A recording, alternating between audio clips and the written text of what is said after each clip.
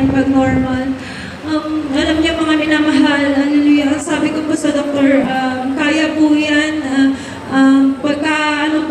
Pagkatapos ko pong makipag-usap, nanalangin po ako sa mahal ng Panginoon na walang imposible, hallelujah. Alam niyo mga minamahal, talagang nanganak nga po talaga ako ng normal, hallelujah. Di pa po dyan nagtatapos ang himala ng mahal ng Panginoon sa aking buhay, hallelujah.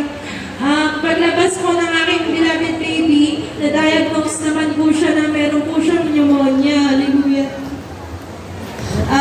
Alam niyo mga minamahal, bilang first time mom po talagang bilang tao po, sobrang nanlumo po ako na nalaman ko nga po na may pneumonia po ang aking anak, hallelujah. Alam niyo mga minamahal, nung time na nasa ward na po ako, may kasama po akong sa libutan nga po na hindi po ako nakakilala sa malapit, nakasama po nila yung baby nila.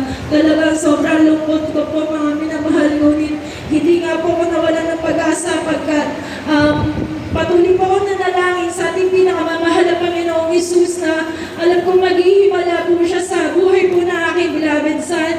Alam niyo mga minamahal, hallelujah, pang 3 days po na aking beloved baby, pinanganak ko po siya, bawal pa nga po siyang i-breastfeed, ngunit nung pang 3 days po mga minamahal, meron na rin po siyang